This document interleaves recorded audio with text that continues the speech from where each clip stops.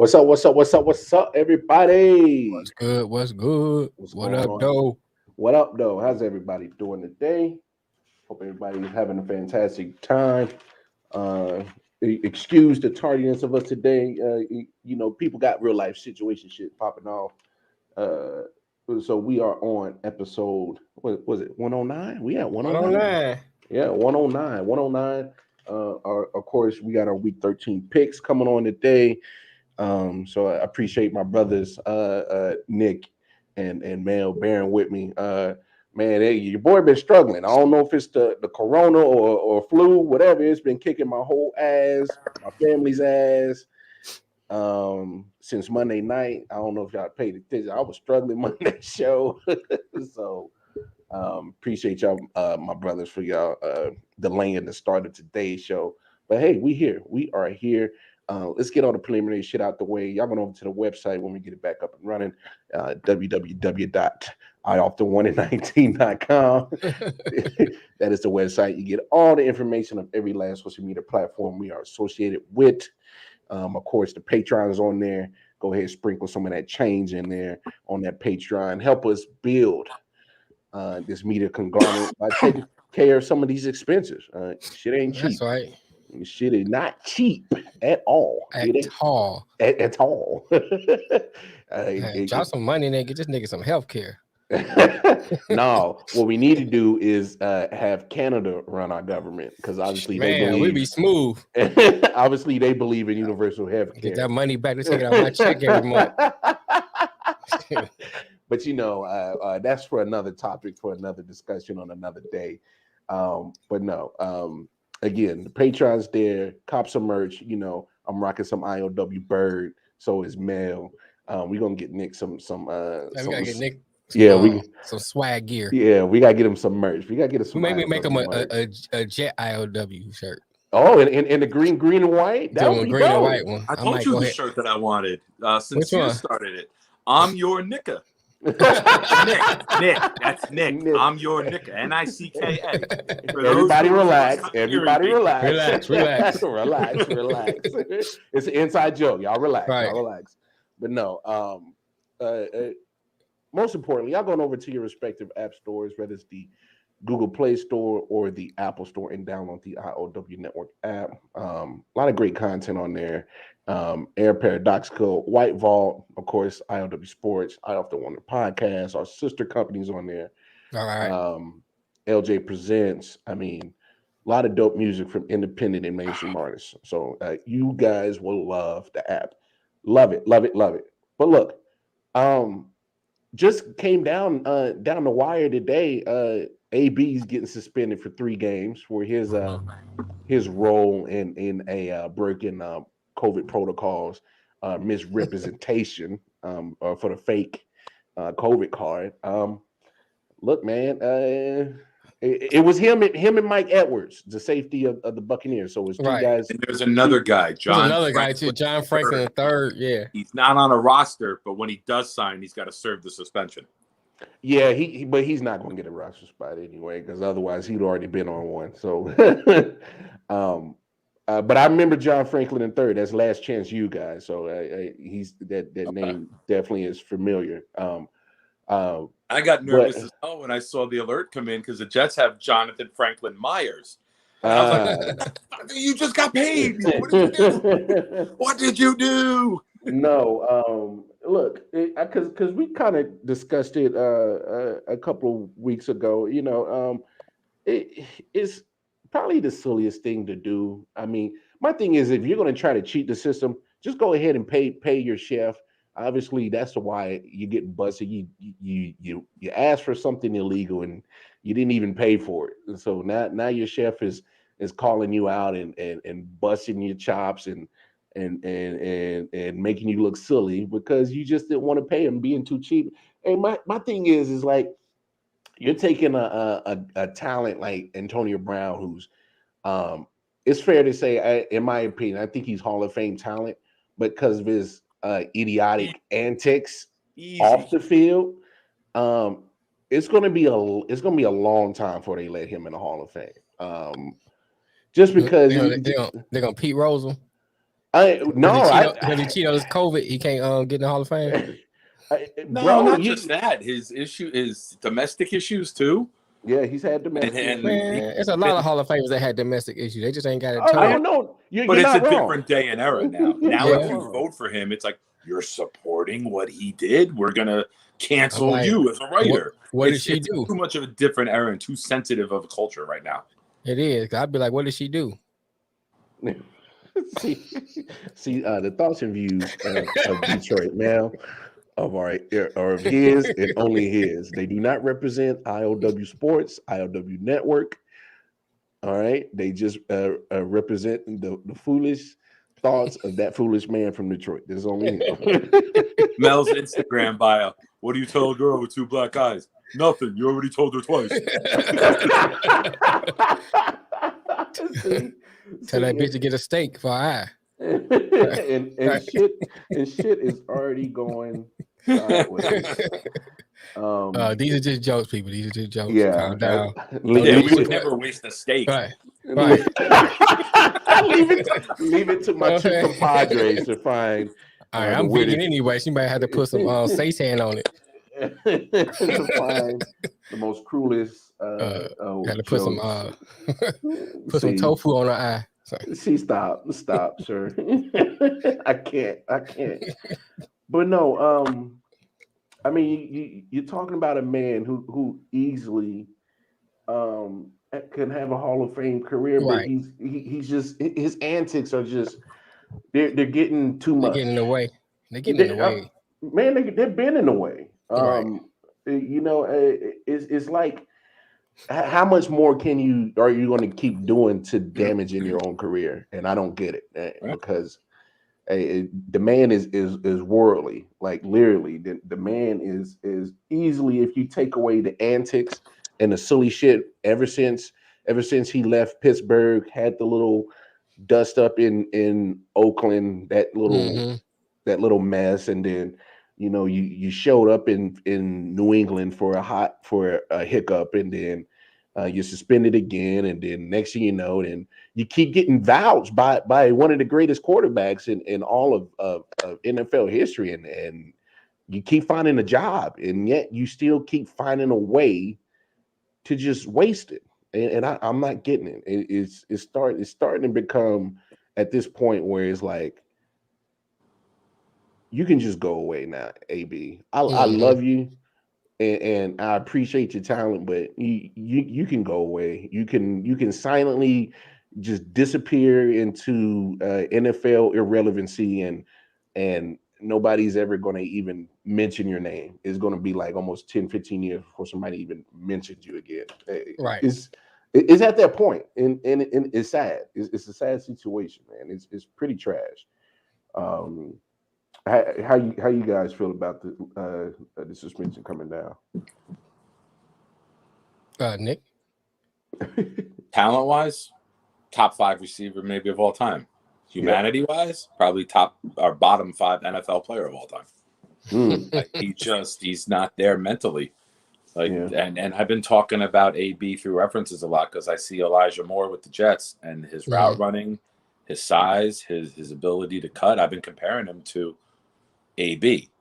But I always add at the end, but off the field, the kid is an A+ character and human being. So like, we won't ever have to worry about those mental issues and decisions. But I don't know. I mean, there's only one of the best quotes there are out there is, when somebody shows you who they really are, believe them. And he's showing us time and time again, he's just a scumbag. Like, I'm done with it. I'm done with the stupidity. I'm done with the negative news stories. And how about you, Mo? Yeah, I kind of feel like everybody says, the talent is there. You can't deny that. No. And the numbers are historic. I think he's one of the fastest ever. I think he was the first or second fastest to 900 receptions. Right. And he missed like the last 2 years, and he still got that. Right. He'd be at like 1,200 receptions if he played the last 2.5 years. His talent speaks for himself. And, here's the thing. When you in certain jobs, you get certain jobs, that's politics, actor, any kind of high profile job, you have to take in consideration that everything you do is under a microscope. Everything. And so you have to take that consideration when you accept these jobs and say, okay, I know that, so I'm gonna have to walk a certain line. That's just part of it. If you become a cop, part of that is you have to exercise certain self-control in certain situations because you are held to a different standard than everybody else.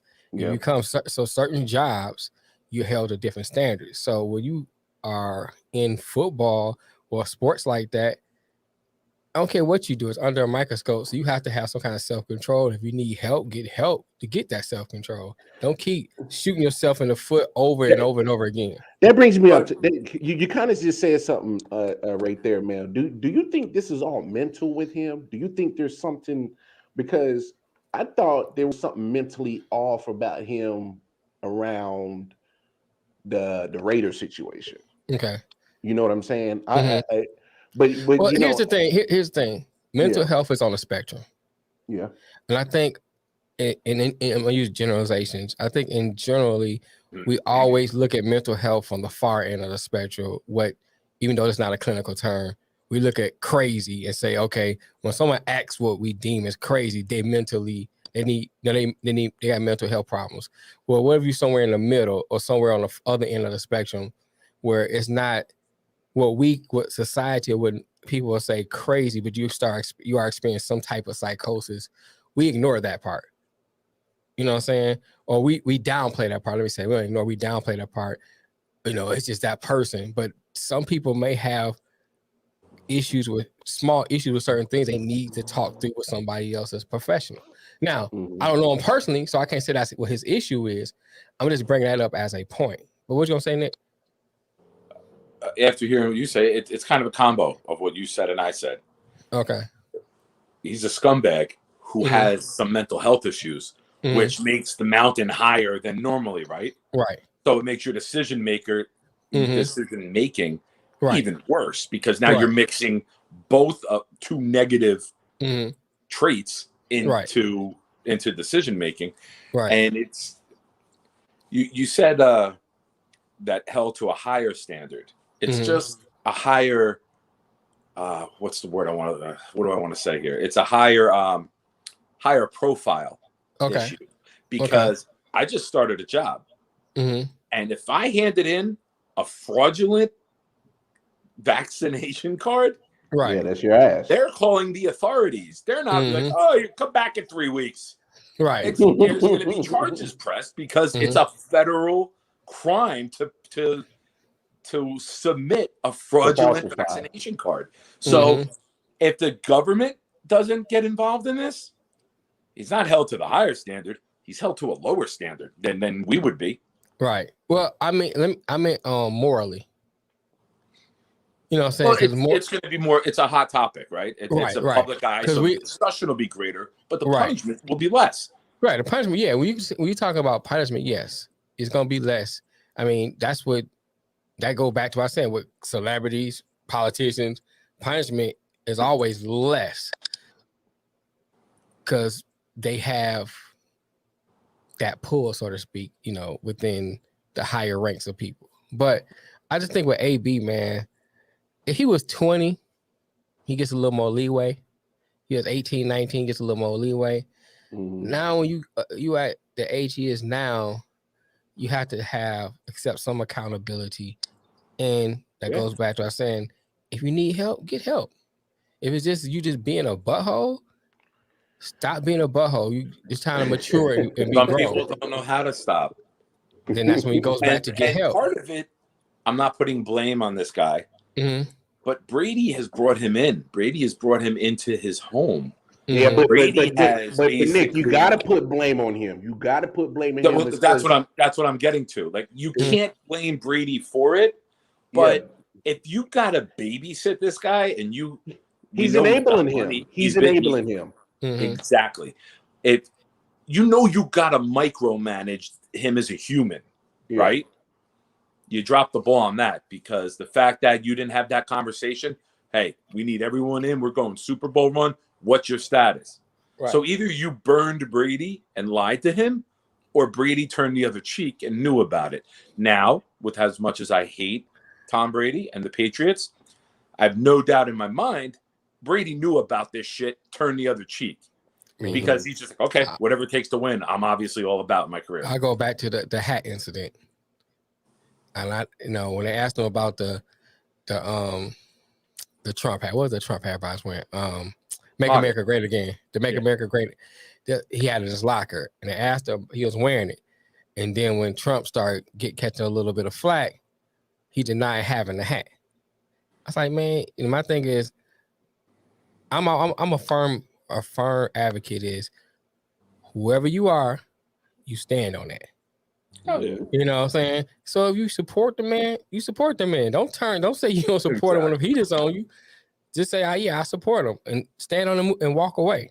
You know what I'm saying? I support Be real. him. Be like, I got the hat, I got the flag, I got the bumper sticker, I got the t-shirt, I got all that shit. I got all of it. I got the whole gear. You know, just stand I got on him it. on speed dial. What do you want to talk about? You know what I'm saying? And stand don't on deny it. Once he did that, I lost all respect for him. Talking about Brady? It took you that long? Yeah. That was like 17 years into his career. And like, you Southern guys are way more laid back than us up here. Well, I mean, look, at the end of the day, people are always going to show you the true colors at some point. And so that's why, I get the point that you were saying, Nick, but I got to take not just Brady, but I got to also take people also in the NFL that keep giving this man chances. That's enabling the behavior, because in his mindset, he's thinking, my talent is so good that I can act a fool off the field. Someone will give me a chance. I can do this, and somebody's going to give me a chance. So, and you had the greatest quarterback of all time vouching for him, and bringing you into your home and telling the organization, I got him. I'll keep him under control. Yeah, but even that can't help him. But that's what I'm saying. At this point, people got to stop giving this man the opportunities and make him realize how privileged it is to be in the NFL. We all love sports, because if you take the clock back 15 years, I'd have loved to say that I have an opportunity to say I could be in the NFL. Right. But you know what I'm saying? But for this guy that can to continue to keep giving chances despite the most ugliest behavior off the field, that goes to not only teams, it goes to organizations, it goes to other players that keep enabling him and keep giving him chance after chance after chance. They got to stop giving him chances so he can realize that there's consequences to being an idiot. Right. One thing I love about it is that he had his ankle injury and he's missed some games and he's ready to come back. And the league was like, nah, fuck you. 3 more, dude. So kudos to the NFL for announcing it now that he's ready to come back. Yeah. I mean, I'll say this. If he didn't have this is only incident, this won't be a big deal to me. Of course. For me. But it's like, not. It'd be stupid. This man has a sheet. He has a sheet of stupid shit. But but he got the same punishment as the other guys. Yeah, who aren't habitual mental health issue guys. Right. And I think we focus more. Well, I'm saying in general, people focus more on AB's name because of the other stuff. Yeah. If he had he's the high profile. Right. Yeah, and then going back to what you're saying, Lamar, about that's just the culture of the league. If you're a talented person, you get opportunities. And they don't if Ray Rice wouldn't have video, he'd still been playing. Oh yeah. 100%. Oh yeah. That's because they're forced to do something, because now they can't deny it, or they can't say, "Oh, we ain't know nothing about it," because video is out there. So that's just the way that's the way sports is in general. If you're talented, they're gonna take a chance on you. Yeah. You think all them guys that are doing steroids in baseball, they didn't know? They knew. See, but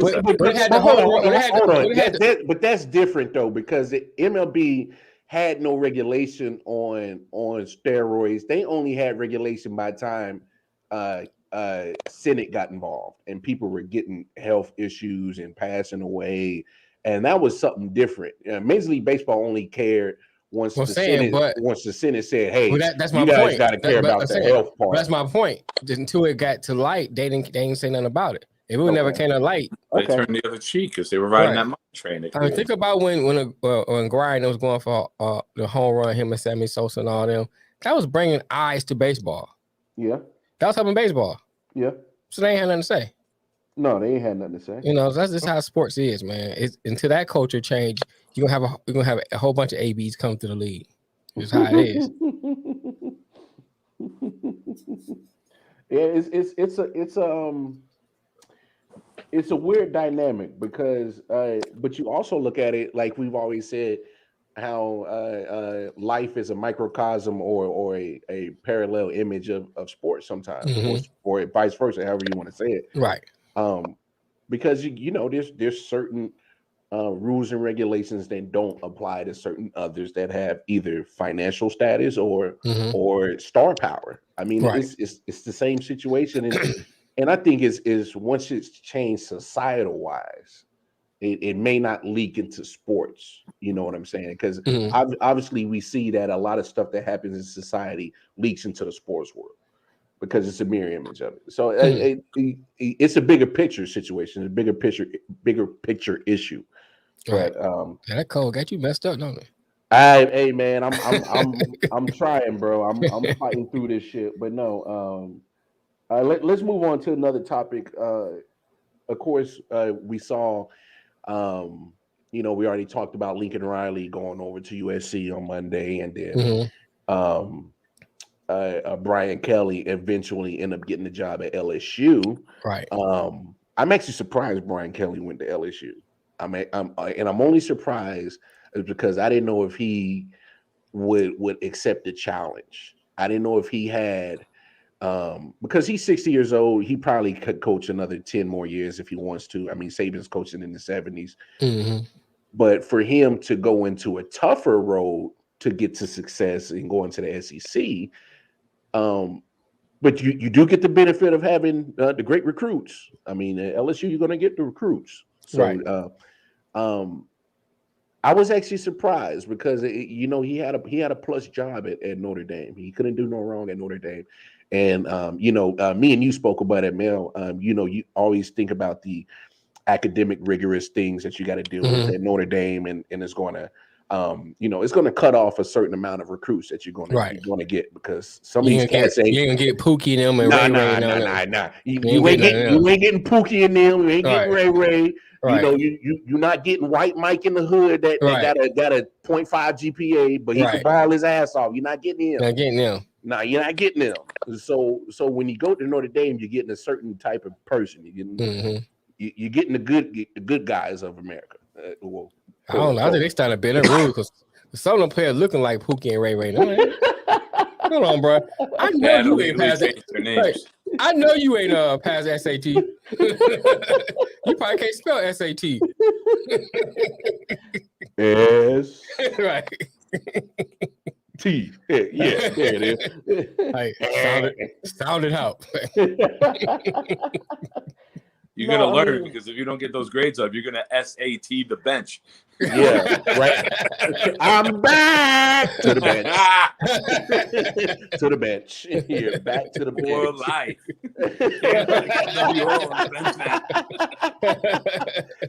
But no, I mean, if you look at what Brian Kelly does, I give him credit because he's definitely taking the challenge that Lincoln Riley was too scared to take. You definitely taking the harder route, as in building a championship program because of the competition that you got in the SEC. Right. But there's so many benefits that comes with being in the SEC, and the only thing that Brian Kelly hasn't done is win the national championship. The man's a winner, all-time leading wins coaches at Notre Dame. And that's with a vacated season. So look, the man can coach. Obviously, he can win, and the fact that you know he's already dealt with the tough job of coaching at Notre Dame. with the academics and religious, stipulations that they got at their school. Right. So, that's the only thing he's missing. I mean, but it makes perfect sense. Look at all the times he gets in the college football playoff and Notre Dame gets trounced by a Bama or a LSU or Clemson or Georgia because they don't have the talent. It'd be great. Fucking Notre Dame wins it without him. Like that would be Notre Dame gets in and wins it without him this year. Right, that would be the best. Well, that's the crazy thing. Notre Dame's still sitting on the outside looking in to get into the playoffs. I mean, they're not going to get in. But I'm saying the issue is too because with this selection committee, they can actually take in consideration that he's not there. Yeah. And then that might keep them from getting in. So I think that's why they put him. It's probable. I'm not saying it's impossible or definite. It's probable. Houston's on fire. Cincinnati doesn't blow anybody away or like impression wise. So it's not impossible that Houston beats Cincinnati and Georgia beats Alabama. And then all of a sudden you got Notre Dame in.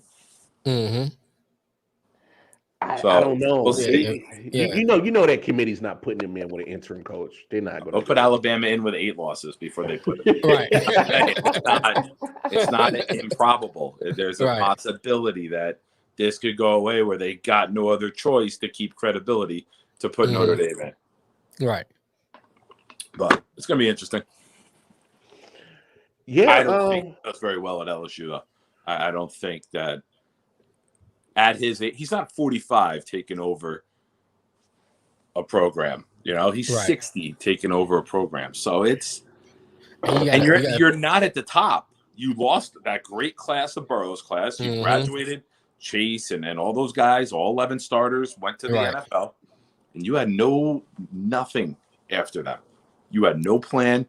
You had no recruits. Like they dropped. They were getting slaughtered this year. So it's a surprise that he picked that. It's a tough road, man. It's a tough road. At Notre Dame, he was there for what, 10, 11 years?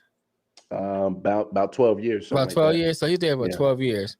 But he's done this before. He's bailed on another school before like this. Like he's a scumbag. He left Cincinnati to Notre Dame.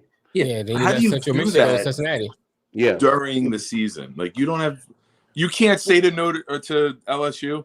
Listen, I've worked with these kids. This season means something to us, and it means something to them. And those players mean something to me. We are not announcing this shit until my season with them is over. And then do whatever you want to do. But to walk out on the kids, fuck you. I hope you never win a game again. Look, Nick, you're not wrong. And I get what you're saying. And I'm with you 100%. But the way that the NCAA is set up, you can't wait on a job opportunity as a coach. Or you can't wait as a program to wait to get the coach that you want. Well, okay, but you gotta take the situation by situation. In this particular situation, what did LSU have to lose, and what did Notre Dame have to lose? You look at LSU; they wasn't going nowhere. So if he commits and say, "Hey, I'll take the job," okay, fine. Orgeron's there until the end of the year anyway, so. Their year ended this weekend. They're not. I'm just saying. You know what I'm saying? He's there. Yeah. So I'm not saying y'all wrong, but I'm just saying how the atmosphere of college football is set up.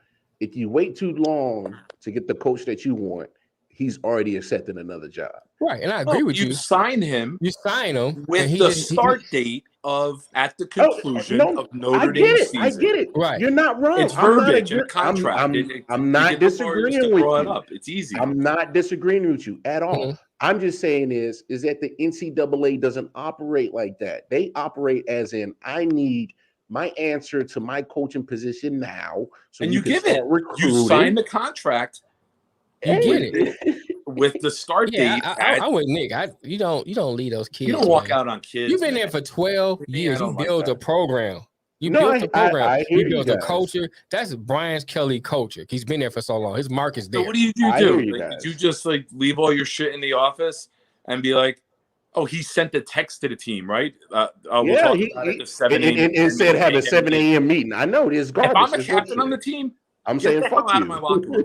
You didn't want us. We don't want you. We don't want to hear what you have to say. Right. Then I Like, you heard don't come in here and get to address us after you already agreed to run out on us. Right. What's going on, Corey? What up, Hey, Corey? man.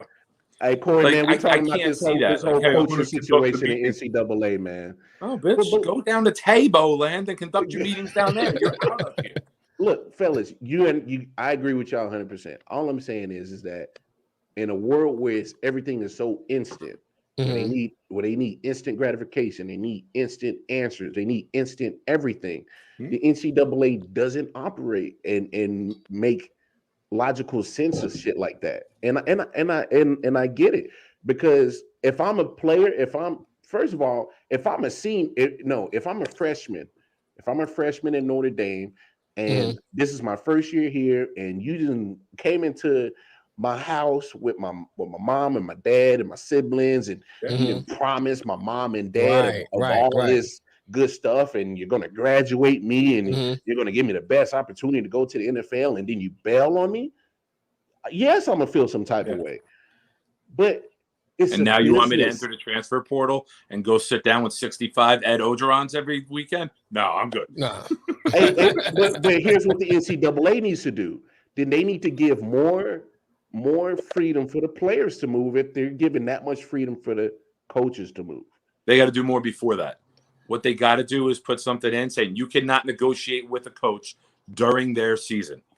Yes. Unless the coach wants to quit. Okay. And then then he can negotiate with teams. But I mean, it's tough to regulate. But the main thing would be you cannot enter negotiations with a coach during the season of another team. And like a tampering rule, right? You can do that, but you know what? No bowl games for 2 years. Go get your coach, but you're bowl ineligible for 2 years. But I agree with you, but you know the reason why they won't do that is because you look at Lincoln Riley's situation. USC is paying all his fees and dues in Oklahoma.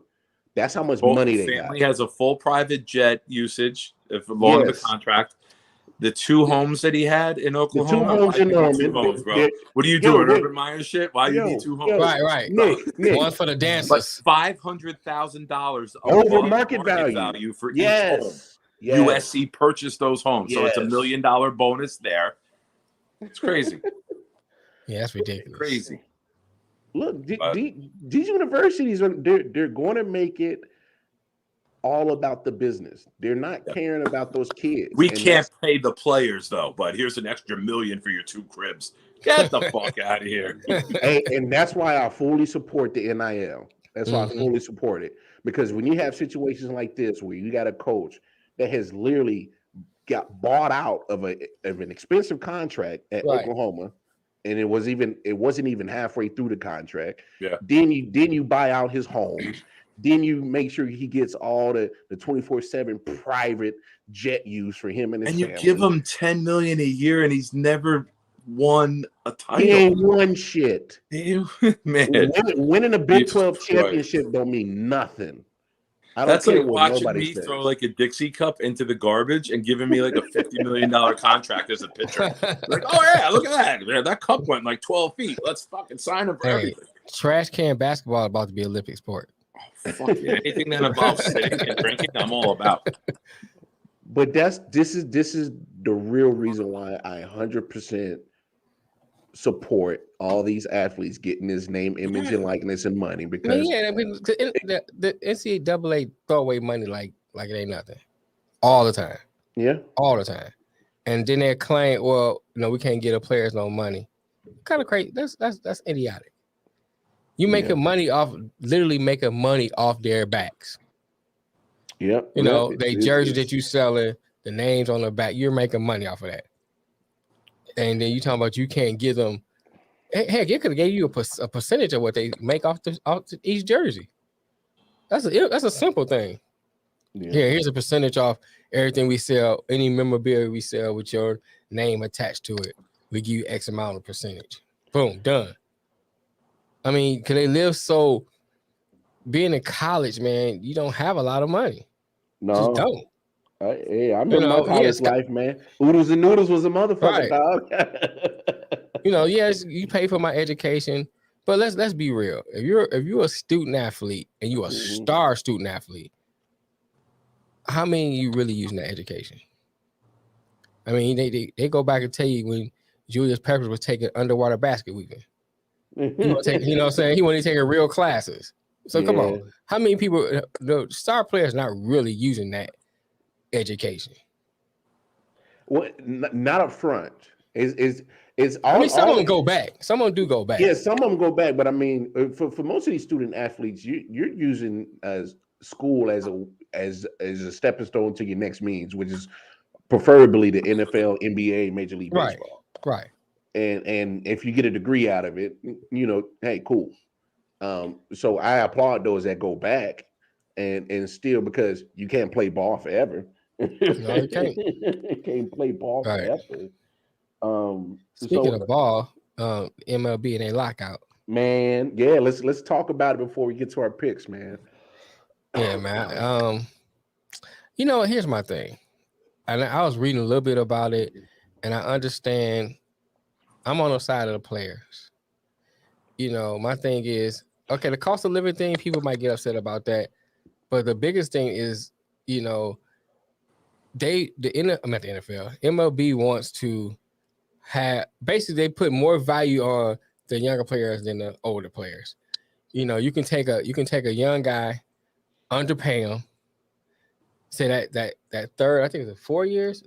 I think it's up to the 4 years. That third year, send him down to the farm, send him back to the minor leagues, and then that stops his time. Mm-hmm. So you still underpaying him, even though technically this is 4th year. Then you can bring him back up. You can option him several times, right? You can just keep underpaying him until he hit that 29.5 year, and then that goes to arbitration, and he has to bargain out what he's getting paid. That's what they want to propose, and then they can say, well, your stats is XYZ. Say he gets hurt, your stats drop. Well, your stats is only this, so we're only going to pay this much based on your stats. It's a way of just cheating the player. And the older players, like the Scherzer's contract, they counter that now with the WAR stat. Yeah, the WAR stat helps the injury. The statistics might hurt, but your WAR is like the biggest bargaining chip now that agents have. If you got a good WAR, you're going to get paid. Right. Mm-hmm. Right. But the Max Scherzer contracts, those will be, if the league gets its way, those will be obsolete. Because they'll put more precedence. It's going to be, the younger player going to have more precedence because we can underpay them for a long time. Yeah. So, honestly, that's why it makes sense for people like Wander Franco and Fernando Tatis to sign these 10-year deals at 22, so you can avoid all that arbitration shit and just get your money up front, because these owners have found the most creative ways to keep you broke, and to keep you under their farm system, and only bring you when they feel like you can add championship material to a championship team. So they came up with creative ways to do it.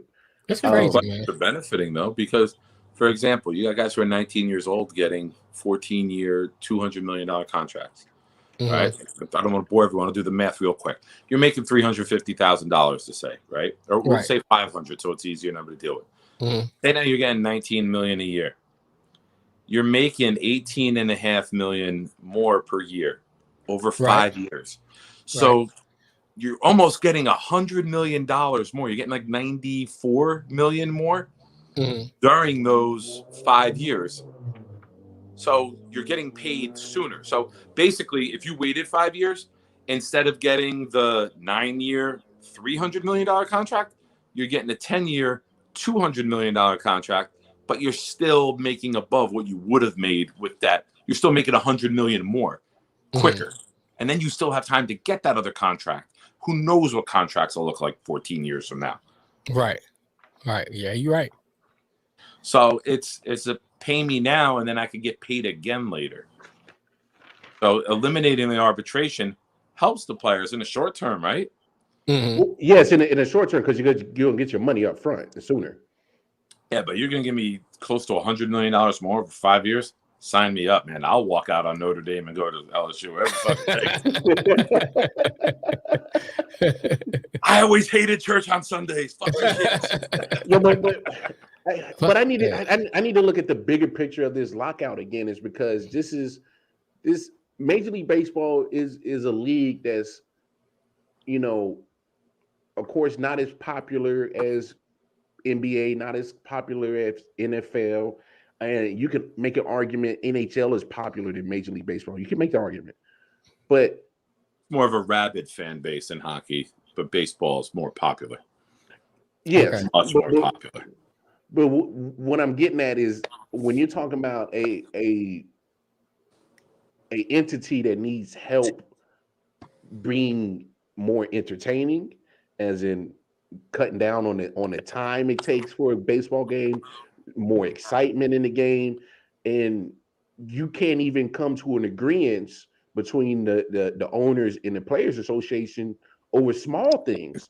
So now that they're having issues about the arguments about the money part, the people that lose out are the players and the fans that love that sport. I love watching baseball, but I'd be damned if I go buy the MLB package and y'all can't even start your league on time. There's not even a guarantee that spring training is even going to start on time, right? Let alone the season get started on time. MLB has given out a couple $1 billion with a B of contracts already in like the last 2 weeks. I think it's a massive amount of money. Yep. Now, if I'm an owner, and I'm a smart owner, I know in the Twitter generation of the I need my gratification, satisfaction immediately, you might not be able to financially sustain, especially the small markets. Now, from what you're hearing right now, the small markets would not benefit from the new agreement. So I like that it's not just going to be the big markets, the Yankees, the Mets, the Dodgers, Anaheim, Boston, Houston, Texas, benefiting. If you're going to make it more balanced and the issue is just making the sport more competitive for the smaller markets and maybe more revenue sharing, that's great. That's a win with for that. baseball. Yeah. I mean, Scherzer is making more than 3 complete rosters this year. Right. That's not made up. Like he's going to make $44 million this year, and it's more than the Cleveland. Fuck the Guardians. The fuck is that shit? It's more than Cleveland. It's more than 2 other teams. Like, yeah, I heard that. I heard that they're somebody's like their whole roster is going to cost them like 40 it's million. At least 2 teams. I think it's Pittsburgh. I think it's Pittsburgh and Cleveland. How can you expect them to compete like that? Well, there's no what's the word for it? There's no balance. There's no competitive balance. There's financial balance either. No. And I think that, look, Major League Baseball has so many flaws to their own product, and they're still having trouble market their product to get the viewership and get the fans involved in it, because and to hook the kids, right? The kids are on Twitter. They want TikTok. They want excitement every 15 seconds or less. Baseball can't give you that. So they got to be very careful. If there's a lockout, you're going to push people to spend their money on other avenues, and you're not going to be able to pay these $1 billion. Especially if it's a long lockout. If it's a long lockout, you can't afford a work stoppage. Whatever you got, you got to get to the table. You got to get it done quick, and you got to get everybody in spring training on time. Otherwise, this is going to negatively snowball downhill, and it's going to seriously affect bottom dollar. So if your owners come together, figure this shit out, get it right. You want to make the money, make it together. Because or come up with something. I don't know if anyone would agree to this. My idea, okay, you give out a contract more than $20 million a year, you don't get a first-round pick for 3 years, or you don't get your first 3-round picks that year. It goes to the smaller teams who don't sign those contracts, where they have a chance to quickly and actively build their farm system. Right. If you want to go spend big money, that's fine. We get your draft picks. Yeah, it's hard I actually because don't mind that because it brings some kind of balance and parity. Competitive edge too. Do we Yeah. sign a guy for 20 and give up a pick, or you know what I mean? And then it goes into a lottery, and the teams that don't spend over a certain amount, it's like a draft lottery, right? Like you get it with the NBA. Mm-hmm. You get this pick, you get this pick, like, and you put all the lower teams that didn't spend in, and they're eligible to get those draft picks. Would make it more strategic with spending your money instead of just cutting checks recklessly. Yeah. I agree, man. Because they got to do something, man. Because if I'm playing in a small market and I just see Serge's contract, you know, and how Tatis got paid, I see those contracts. I'm trying to get to LA. I'm trying to get to New York. I'm trying to get somewhere because I want to get paid too. And Scherzer making $44 million this year playing baseball. Playing baseball. This man's never gonna have to pay for a fucking meal in New York City. He's gonna get advertising and marketing and all the commercials. He's gonna get he'll get a billboard in Times Square. Yeah. He'll make another $75 million more in marketing and advertising and promotions in the New York market. Well, look at it this way as well. If you get your smaller market teams who are being competitive and they're making just as much money, and the pot of the Major League Baseball is so huge that everybody's thriving, you know, it brings that competitive balance. It's going to bring the viewers to your product, because you know good and damn well that at the end of September, going into October, I don't know who the hell is going to be in the playoffs, because everybody has a damn chance. Look at the NFL right now, right? Parity. Look at the NFL. Parity, man. And the NFL is revenue sharing. Now I get it. Everyone's got MLB is different. If we're going too long with this, like if this is more of a Monday discussion when we don't have picks, let me know. Like if we don't want to go in the rabbit hole, like just say let's move on. No. We got about like 12 more minutes before we get to our NFL picks. Okay. All right. The NFL does it perfectly. 100% revenue sharing across the television deals. Everyone gets their cut. That gives everyone the equal amount of money to spend. There's penalties if you don't spend the floor. You got to spend the minimum in the NFL. I think baseball, it's difficult because the scheduling of it, the television deals. The Yankees have Yes Network. Mets have SNY. Boston's got NESN. They have their own, where you're never going to get the New York Yankees to agree, who made a conglomerate with the Yes Network, to share money with Kansas City or Pittsburgh, and they got 50,000 viewers on some nights. I'm just throwing a number out there. Don't hold me on the number. Don't hold me to that number, listeners. But Yankees and Mets and Boston and LA, the markets are just bigger. The money revenue is bigger. And you're not going to get the big owners to give some of that to the smaller owners. Oh, you're going to kill your not at all. sport with greed. Right. That's true. And to your point, Nick, you got a big point. So when you got all these other franchises in baseball that have their own TV revenue money, you know, like the Yankees with the Yes and the NSN with Boston and so on and so forth, they don't have to share that. And you know what? That's okay. But that's self-generated. They built it. Yeah. That's not sales. That's not jerseys. That's not ticket sales. And I get that. But what I'm saying is it is MLB's, it should have been Major League Baseball's job to say, hey, here's a big pot. We can all share it. Now, whatever money you get outside that pot, that's up to you. Because like it's in the NFL where they all share the TV revenue. And then of course you're gonna have like the Cowboys who Jerry Jones was business smart and got his own Pepsi deal and his own merchandise deals separate from the NFL. And the NFL is not too happy about it, but either way, he's a businessman. So my thing is have a big pot for Major League Baseball, and then if your owner is smart enough to make certain business deals to help generate money for his franchise, that's up to him. Then that separates a businessman from the businessman. But Major League Baseball has to at some point make a certain level playing field when it comes to money and talent wise, Or and close the then, gap at least. Yeah, close the Right. gap Close at the least. gap a little bit. Close the gap. That's it. Hey, big markets, you got to kick Yeah. 10% in to the lesser, the smaller markets. Yeah. or not only that, not just closing the gap, but I wouldn't mind in saying, hey, because you got so much money over here, it's all right. You chip in a little bit more, but once everything evens out and the parity comes where all these franchises are making money, you're not going to be kicking out that much, and then you can go on back to your normal life of being rich and happy. But Major League Baseball is not doing themselves any kind of service by continuously locking their players out, taking away the product for fans to even go watch.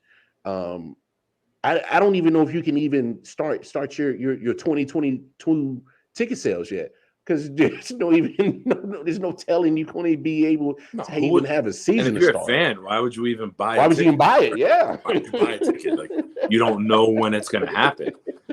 It's like me buying a ticket to outer space. Oh man, I'll give you $400 for a Saturday ride. I don't know. I got too much weight for all that gravity shit. I ain't with that shit. But no. Oh, I got stomach issues, man. I can't go up the fucking outer space. Diabetes medicine messes you up. But I mean, look, Major League Baseball, they got. It's like they continue to take every situation and keep shooting themselves in the foot. I mean, they dropped the ball with the HGH and the steroids testing. They dropped the ball with the even this year. They're in the middle of the season and they dropped the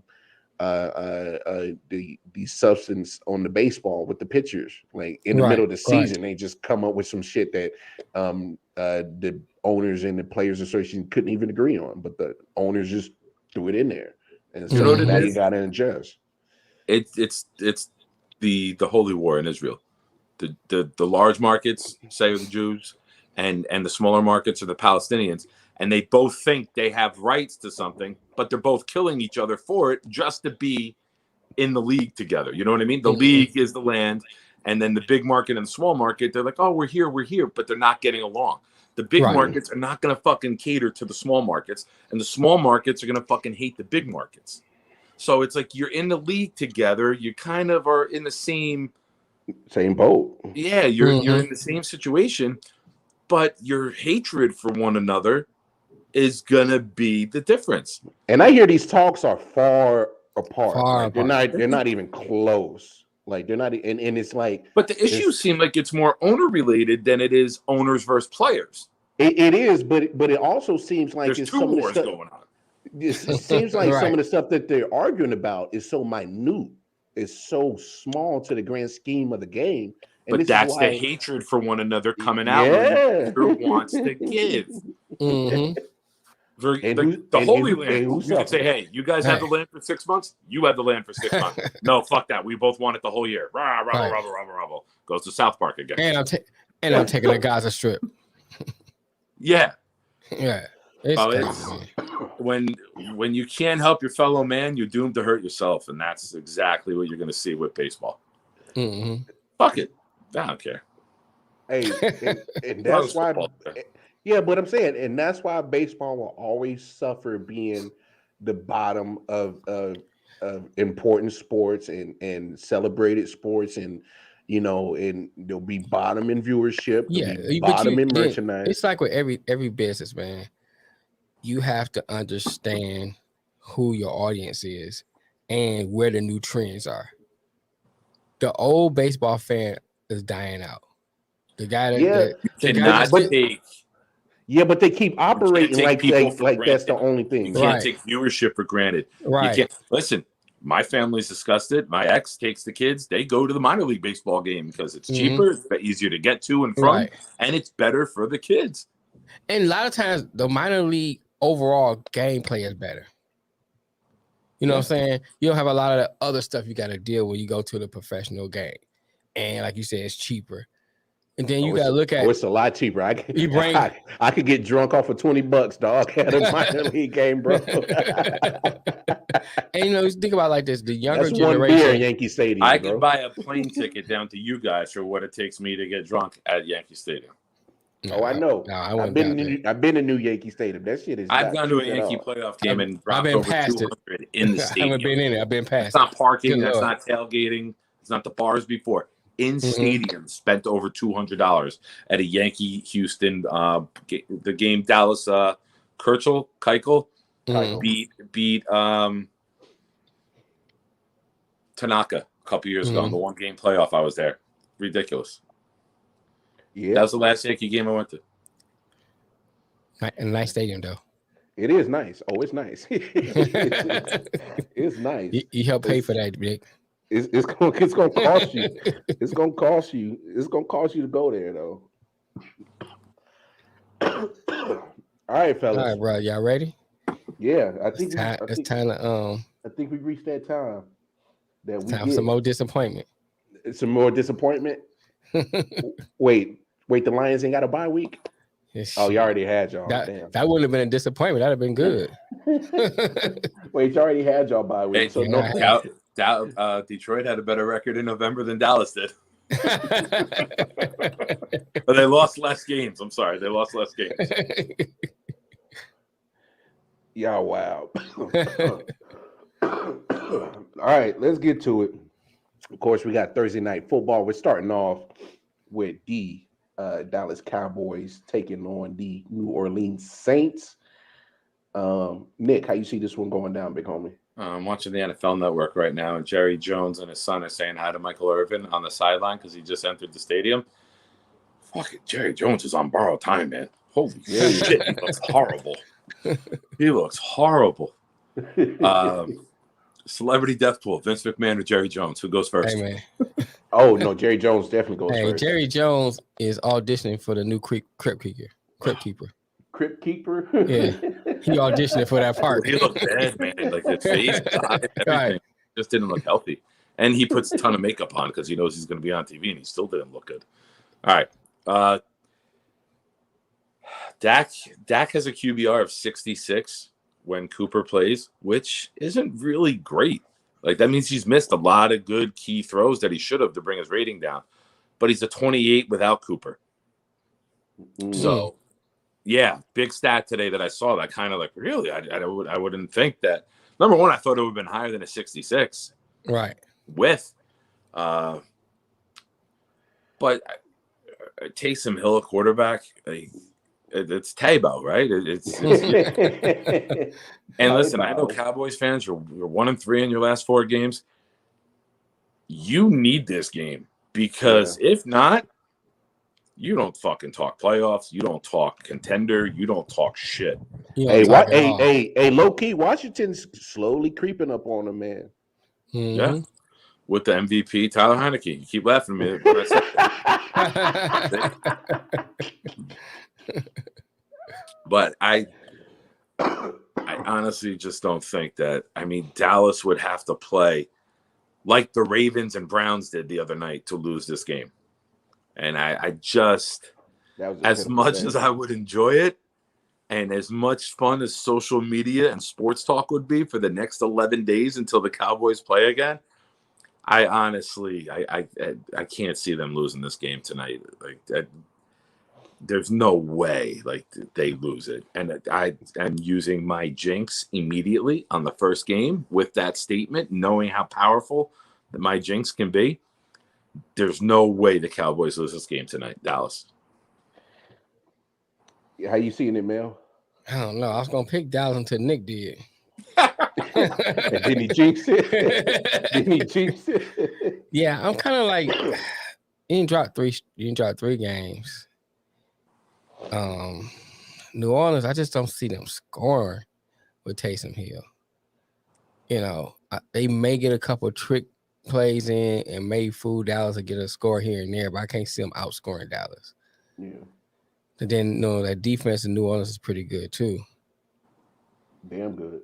So that's that. I think that is It's got rolled last week by Buffalo in New Orleans. So yeah, but come on, man.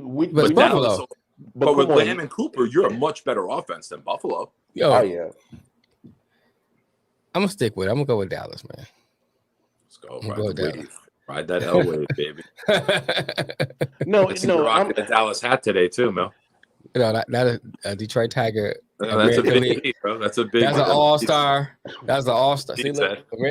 It's a big D on your head. That is an all-star. That's me advertising. No, sir. You sure? What's on your mind? Hey, just saying, I'm advertising. I got a big D. I can't. I don't want you to. Oh, you good? That's what she gonna be doing. I can't, bro. Stop. I can't. Nah, hold on, girl. You're taking it too fast. Hold on. Let me put this out. Because you acting the damn fool. No, I'm going Dallas as well. But look, and it's going to kind of combine both of your points. One, I don't trust Taysom Hill at all. I've already made that clear a million times. Tamo is not the answer at quarterback, and yet you just gave him more money. That makes no sense. What has he just for? I just want the front don't even office, ask it. We can't answer it. No, but I'm saying I just want the Saints front office to justify paying him. I just want him. I want to hear him say it. And Nick, I know we're not going to get an answer. I just want to hear him say it. I want to hear. It's probably going to be 80% bullshit and 20% lies. So, but I need somebody to come out and give like a true, honest answer. What did Taysom Hill do to get this extension? Because at this point, you're throwing everything out the wall and seeing what sticks, and you just hope that Drew Brees is coming out of retirement at this point because y'all still ain't figured nothing out. Contracts to unproven players that you don't need to give. Unproven is an understatement. Organization, man. Like you didn't have to extend them. Like you want them to play quarterback, let them play quarterback the rest of the year. Yeah. No other team is lining up to give Taysom Hill $95 million. Right. Like, you didn't have to go there. Yeah, I understand that. I don't know. So first of all, the fact that he's starting, he's already limited. So with the foot injury, and so he's not going to be. He wasn't a great passer to begin with. So now Kamara's not playing. So you better hope Mark Ingram has something left, but he's been missing a couple of games. Other than that, you really don't have a threat in the receiving core. So it's like New Orleans offense is so unrecognizable under Sean Payton right now. This is very unrecognizable. And that defense is Super Bowl caliber, but they've been looking real regularish lately. It's because you're on the field all game, because that offense is doing absolutely nothing. Dallas is going to win by a big tonight. They're going to stomp they're going to stomp the shit out of New Orleans tonight. CD's back, Amari's back, and Dak is always better with Amari. His stats are better with Amari. This is proven. So he's gonna torch that damn Saints defense, who is normally good, and it's going because Dallas defense is actually going to. Micah Parsons is about to have a hell of a night. I know that for damn sure. He's about to have a hell of a night. So Dallas is about to put a mud hole in the boy's ass. Right. Yeah. Before we go on, yeah, you were away last week, so we have 2 weeks of standings to update. Can we get a standings rundown of where we're at? Yeah. You do got standings update. Melvin Wall, our good brother at Man Down Podcast, he is in the lead at 112, 67-1. But don't get too comfortable. We got the great Sophia right behind you at 111, 68-1. Oh wow! And then Junior, he is in third place at 108, 71-1. Nick and Mel, you both are tied at 105, 74-1, and then 97, 82-1 is what I got. So cool. You took Dallas big. Me and Mel changed the same. We're gonna take New Orleans. Jamel Thomas from the Black Delegates. We would like to take New Orleans Saints. A word. So now you want to switch? Oh, you think I'm gonna jinx that bad? Like damn. That's how y'all feel Anything about you a do, we place? doing the opposite. That's what we doing. Like damn. Like so, just I know I'm in last place, but you're not just gonna sit there and just disrespect me like that, man. Like god damn. Hey man, this is what this Hey, world's man. built on. They stump on the ones on the bottom. That's the United States moniker. And we got to keep you there so we feel better about ourselves. Right, you know what I'm saying? 1:00 game. You got Tampa Bay going against Atlanta. Is there any conversation needed for that one? Shit, I don't know what Tampa defense been playing. I don't know. I don't know. Let Pitts have a big day. That's Yeah, all I care about. Give Pitts like 6 catches, 100 yards, touchdown or 2, and Tampa big. All right, give me Tampa Bay. So Tampa Bay across the board. Yeah. All right. Fournette like a goddamn stud last week, man. I know. Fournette went and had a Jonathan Taylor game against Jonathan Taylor. All right, I'm gonna drop 4 touchdowns. He went back to LSU. Bro, he was running. I was like, good Lord. He got another year. He's trying to get back with Brian Kelly. Yo, I can't with y'all. No, Fournette definitely got into his bag last week. I did not see that coming at all. Who we got next? We got Arizona going against Chicago, and I do want to let you guys know that you will see Kyler and D-Hop probably back in the lineup this week. Arizona. Yeah, I don't think we got to spend much time here. Okay, I'm just making sure. Andy Dalton still quarterback? Yeah, Andy Dalton. I would have took them with McCoy. I would have taken them with Joe Namath right now. Like 77 years old. Like I would have. Fuck Nagy. He said I would have took him with everybody. it didn't really even matter who. I had no. Opie Cunningham. I would even take the Cardinals if Nagy started calling their plays. I would take him with Johnny Unitas right now. Yeah, the whole corpse and everything, bro. Yeah, the corpse and everything. Go dig him up. And still beat put the ball on top of the casket and flip the casket open. That'll be how we pass downfield. See what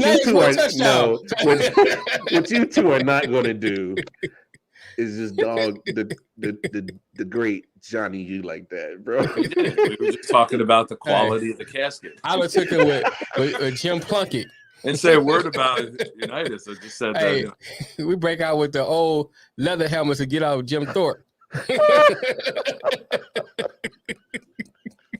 I would take 1986 coked up LT at quarterback. Wow. See, folks, this is what happened. Man. No. We have no confidence in Opie Cunningham. Crackhead Bob could be quarterbacking. Eric the actor in the huddle. Throw me the fucking ball. I don't give a shit what the coach called. I'm running a bootleg. All right, we got to get you guys back on track because you guys start cutting the fucking. I'm just saying, Crackhead Bob in the huddle. I'll suck your dick. Come on, man. We playing football.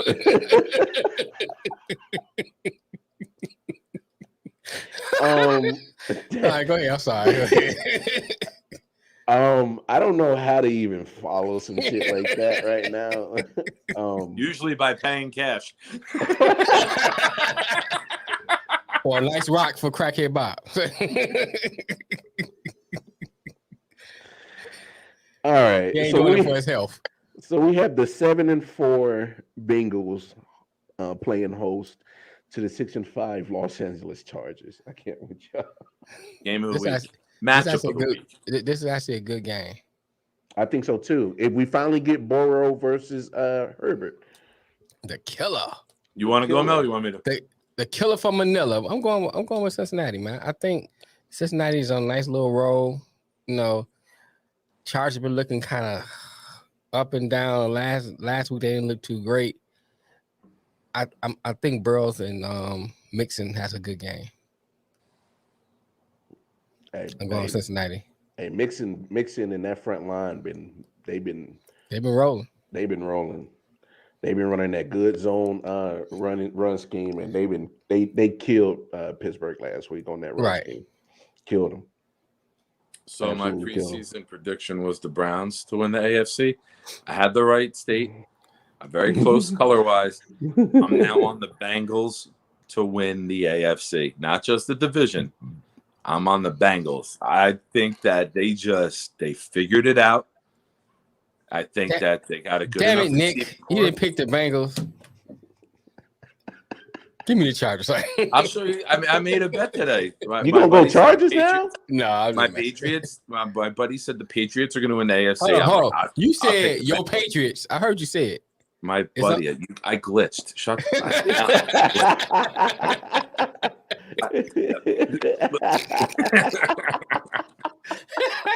My buddy picked the Patriots, and I said I think the Bengals are going to win.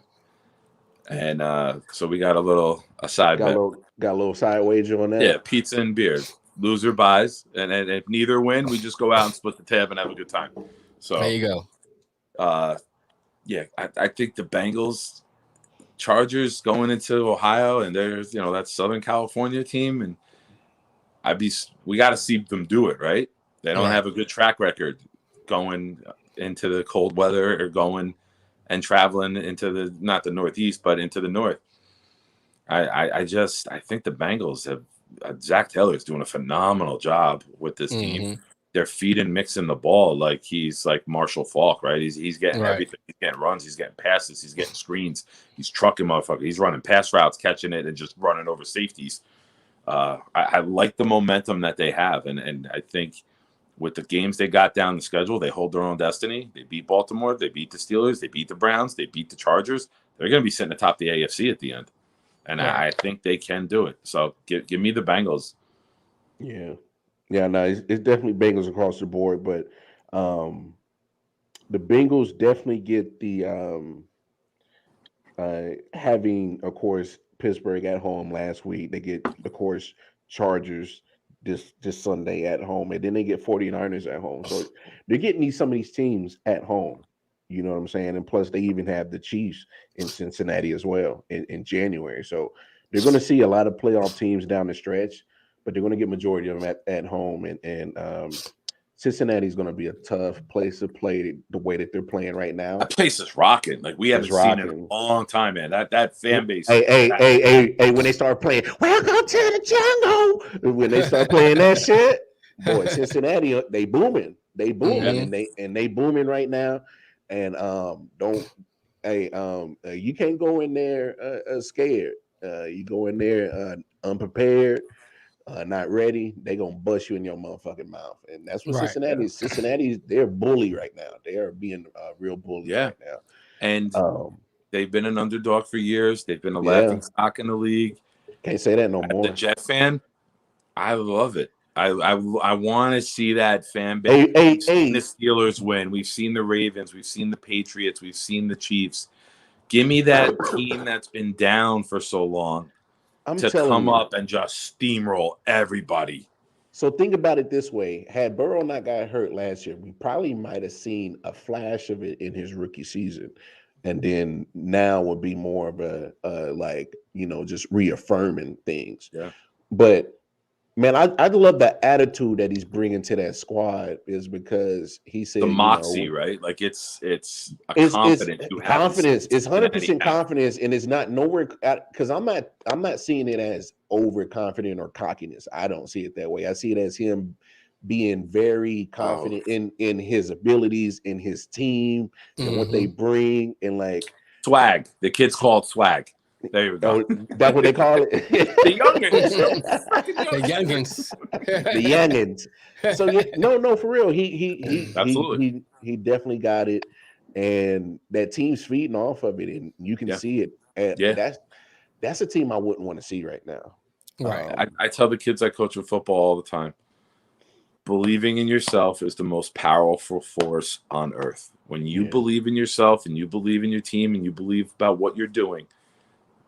I mean, you can get beat, obviously, but that can really just change your franchise when your mental state changes and you believe, hey, normally we get beat by the Steelers. Now we go blow the Steelers out. Holy shit, we got something here. Hey, they ain't the same Bengals. I mean, they already went to Baltimore and beat I'm all them about down. it, man. I love it. Like they already went to Baltimore, beat them down. Now you beat Steelers down. Like you're breaking traditional modes that been stuck with your franchise for so long, and now you're like team that's won a couple in a row. Oh, of course. Stomp the fucking Ravens again and take over the AFC. But it does make the AFC North going into next year because it makes it at least 3 teams you can say for sure can possibly, take that division. Because if Cincinnati continues to roll, Cleveland gets healthy. I got to see what Cleveland does at quarterback before I can have faith in it because I have zero faith in Baker Mayfield. Well, of course, but I'm saying like Pittsburgh does at quarterback too. Pittsburgh goes and gets Rodgers. They're in it now. So you got to see what those 2 teams do at quarterback. Hey, if Aaron Rodgers goes to Pittsburgh and Terry Bradshaw lets him wear the number 12, I will fucking lose it. Bradshaw will let him wear the number 12. He would. Yeah, he probably would. And Terry will do it because Terry will get self-promotion out of it. And he's an old hack who just wants money. Yeah, he's a dick rider. He is. But you know what?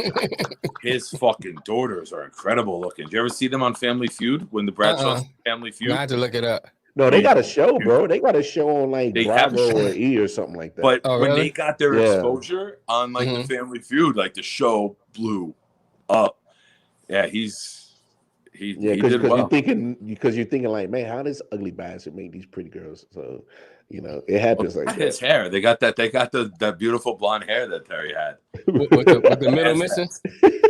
I said hat. I said hats, not hats. Okay, they got the moon roof too. Say that.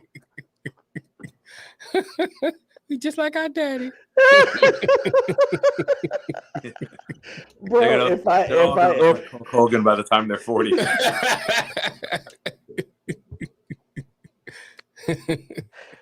Yo, y'all two are acting up today, bro. It's just you're smoking. Hey, just don't do like Hulk Hogan did with his daughter.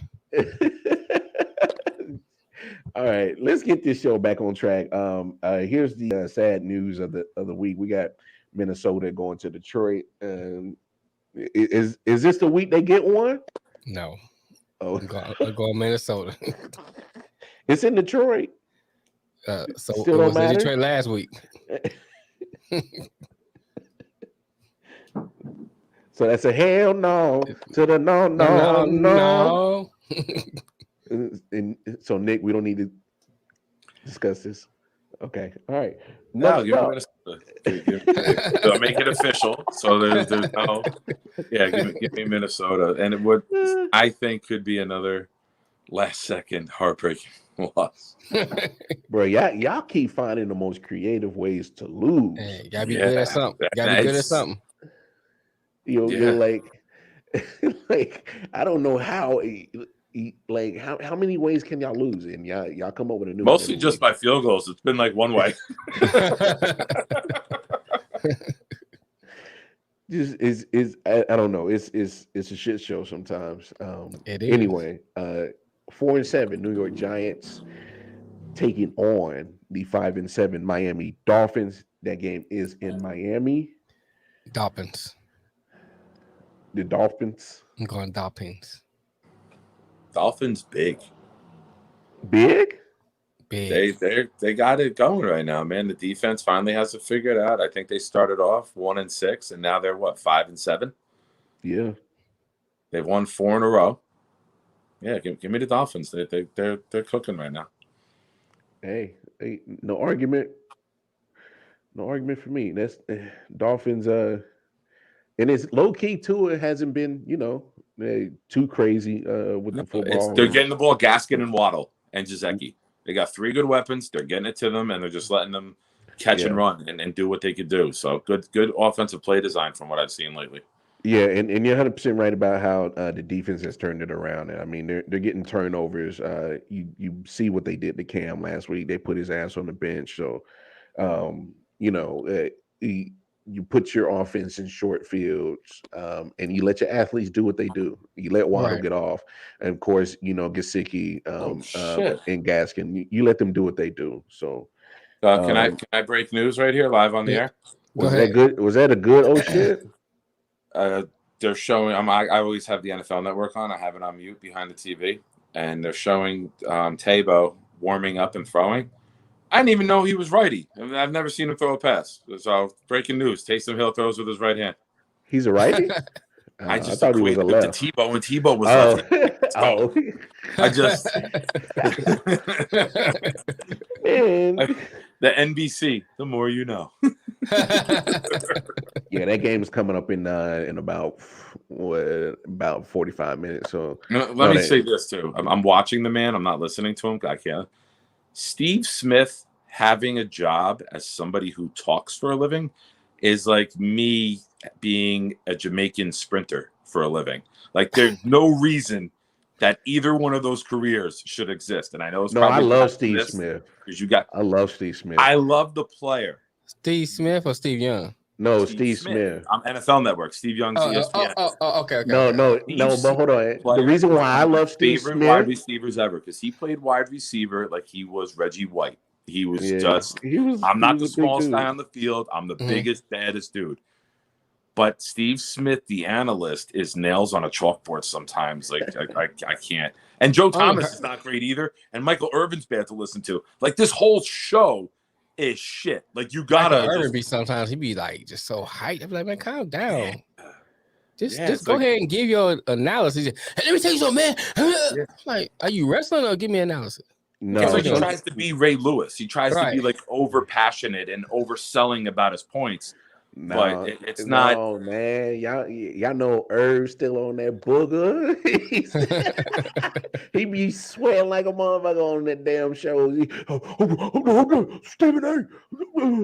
Yeah, that's that old booger sweat, boy.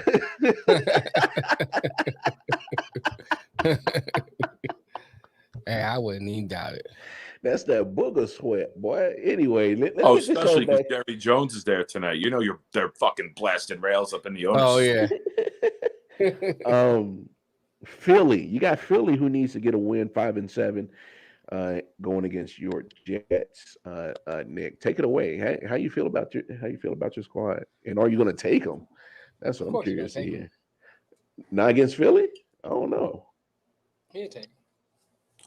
Fuck yeah, I'm taking them. Zach Wilson's fucking taking over the world, man. You know what? I think the bet of the week is the Jets getting 7. I know we don't do spread. I know we do straight up picks. I think the Jets, it's opened at 6.5 and it's moved up to 7. And if that gets to 7.5 by Sunday, I'm telling everybody, jump on that shit. Jump on that immediately. But I think that this crowd is going to be rabid. The Jets fans are dying to have a winner. The crowd is going to be electric. It's a close game with Philly. Philly fans will be there, so there's going to be a high energy in the place. I liked what I saw last week.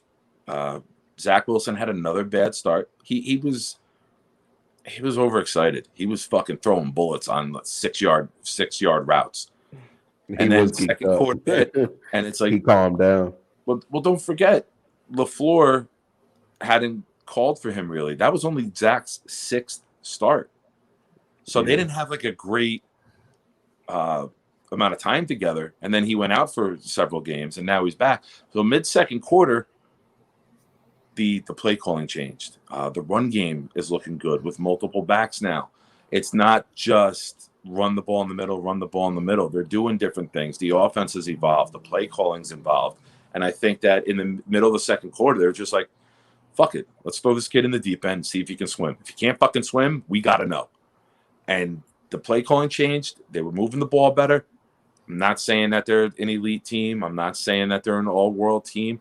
I just hope they play better. They keep the trend going upward. And I think they can win the game, but I wouldn't be surprised if they lose the game. But give me the Jets, because I'd hate to pick Philly, because Philly sucks at everything except cheesesteaks. The only good thing to ever come out of Philadelphia was Rocky. Rocky, and that shit was made up. That's how fucking bad that city sucks. Damn. You can't get beans. Bro, I worked 11 and a half meals. hours today. Came home, I didn't eat dinner, so I'm hangry right now. Jeez, you should have ate before you got on the show. Like, damn. When you were getting on the show, I didn't want to leave Mel hanging. I got some pussy or something. Get some of that stress out. That stress out. Rub one out or something. Where you going, Mel, man? I'm going Philly. To hell. He's going to hell. Well, I'll be sitting there with you, bro. We'll have Beyonce seats. But things that are understood don't need to be discussed. You know, things that are understood don't need to be discussed. That's all. So that's a given. I mean, I'm pretty sure it'll be a all three of us sitting down there. But yeah, I'm going Philly. Philly. I think if they can just get a little momentum. I mean, the NFC is literally is more wide open for those wild card spots than I think the AFC. Because I mean, besides your typical 4 or 5 teams in NFC, they all got winning records. Everybody else is hovering around 500, either they're a game below or above. So there's not a big disparity from the top 5 from everybody else in the NFC, but. The Jets, they just need to, just continue to do positive things to build on next year. But that's all they're doing right now. I mean, I know they want to play for pride, but Philly has more to me on the line. So they're not playing for picks. No, but I'm saying they gotta win it, because you might mess around and sneak into the playoffs. And if they keep trying to find a way to keep Jalen Hurts upright and, put him in the right position, he's not a terrible quarterback.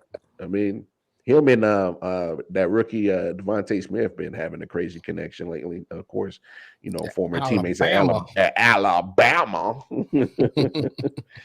But no, let's go to the next game. You got the 6-6. No. I know we were. No, he took Philly. I took Philly. Yeah. Fuck Philly.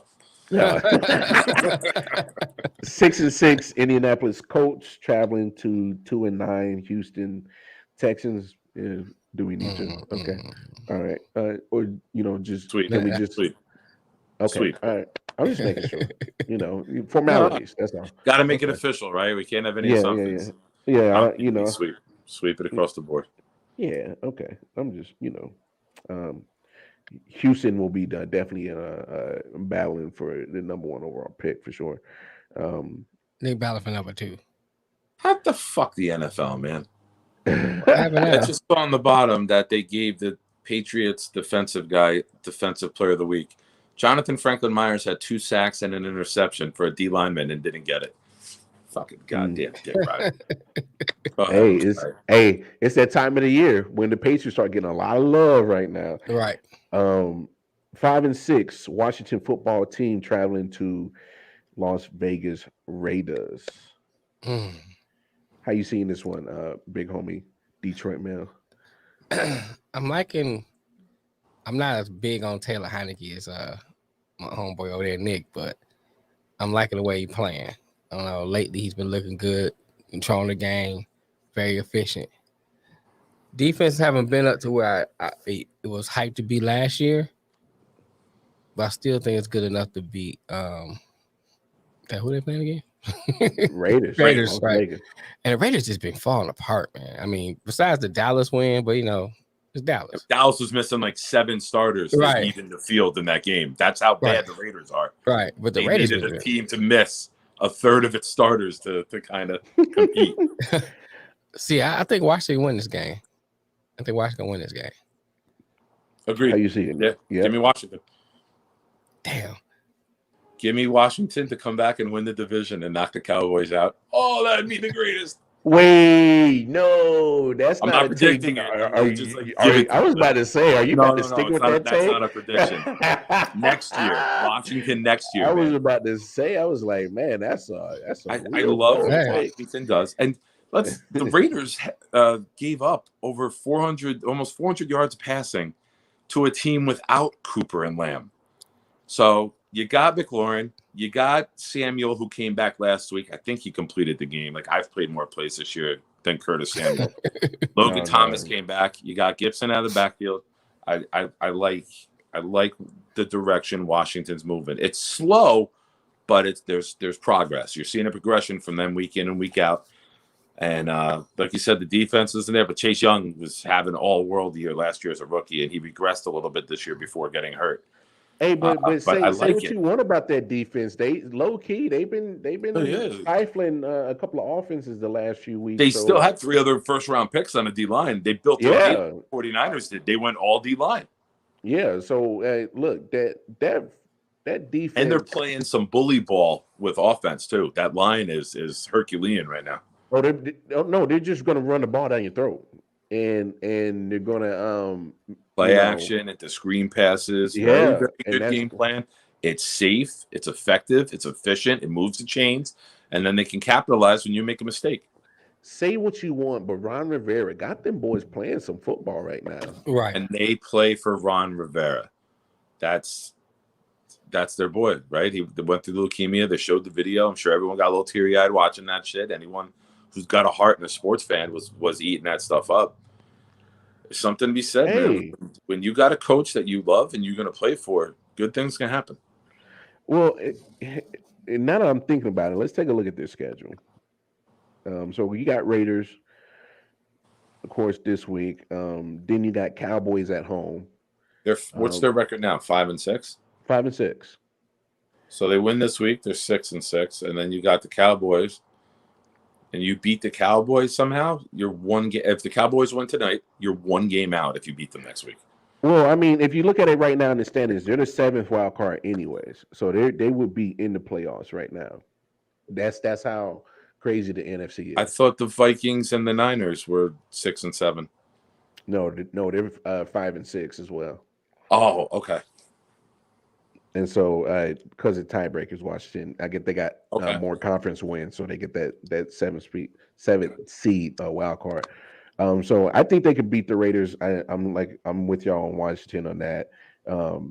And the way that the Cowboys have been playing right now, you can't say that the Cowboys they're going to be the favorite, but it's not going to be more than I think no more than three points. With the where is that, Washington? Out. Yeah, that's in Washington. So is that prime time at all? Do you have the times or just the schedule? No, that'd be a 1:00. Right. But hey, they'll probably flex that if you honestly think about it, because they're at that point in the season they're flexing anyway. So they could possibly flex. They would have had to announce that already. They would have announced that by last Monday if that is next Sunday's game. It's got to be at least 13 days in advance for a flex. Oh, okay. Then you got Philly, and they playing a lot of division games, so they finished division out after the Raiders. So they see the Cowboys twice, see the Eagles twice, and the Giants. Really, their last 5 games are division games? Yeah, that's unheard of. That's crazy. So they can control their own destiny for the most part, like just winning in the division. Hey, you want to make the playoffs? You got to win in the division. Go do it. Hey, it's not a bad. I like them over Giants and Philly, so there's 3 wins. That gets them to at least 8. You beat the Raiders, that's 9. Yeah. I don't think anyone else besides the Vikings and the Niners can get above 9. That should be good for a wild card. Yeah. Hey, it's to me at this point it's not impossible, but the team that does need to pick me up, you got the 7-4 Los Angeles Rams taking on 2-9 Jacksonville. They definitely need to. They better win this game. Well, yeah. If they lose to Jacksonville, imagine the headlines. It's over. If they lose to Jacksonville, Robert Woods should be handed the MVP trophy immediately because they haven't won a game since Robert Woods went. I don't give a shit about Beckham. Robert Woods went out, and they haven't won a game since. Like they just look lost without that Cup and Woods tandem. Rams across the board against Jacksonville? Yes. Yeah. But I will say this. I think Jacksonville's going to put up a fight, though, just to, I mean, I'm not saying they're gonna do anything. Make it entertaining. Gotta get some ratings. Have some possible headlines in the back pocket just in case the Rams Let's be lose. real. Rihanna put up a fucking fight, but look what happened to her. You know what I'm saying? The altar boy put up a fight. Look what happened to him. I didn't put up. Wait, what? St. Cecilia's 1992 head altar boy. How do you think I got that shit? Then we got the first part. Head. I was 6'1" in 8th grade. Those priests hated me. I looked like a man. Then we got the 8-3 Baltimore Ravens traveling to the 5-1 Pittsburgh Steelers, which is always a smash mouth slobber knocker, right? Between Pittsburgh and Baltimore. I think it'll be a close game. I think it'll be bad as everybody think it is, but I think Baltimore gonna pull it out. I'm not big on Baltimore. I'm not either. But I'm even lower on Pittsburgh.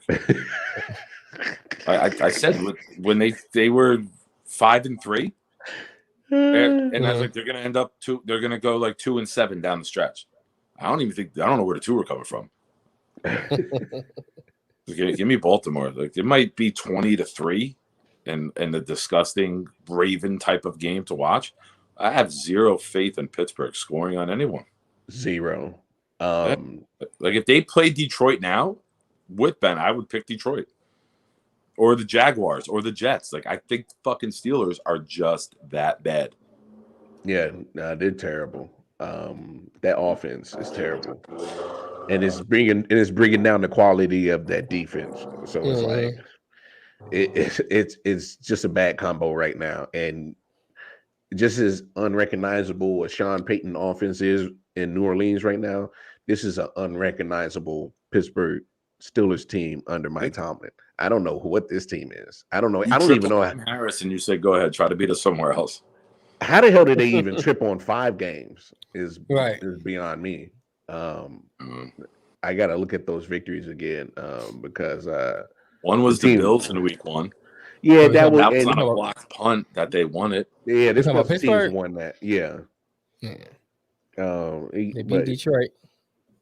No, they tied Detroit. They didn't beat them. That's why it's a tie. I forgot it's a tie. Yeah, that's Detroit. What? Fault. That's your only shining moment of the season. How do you forget that?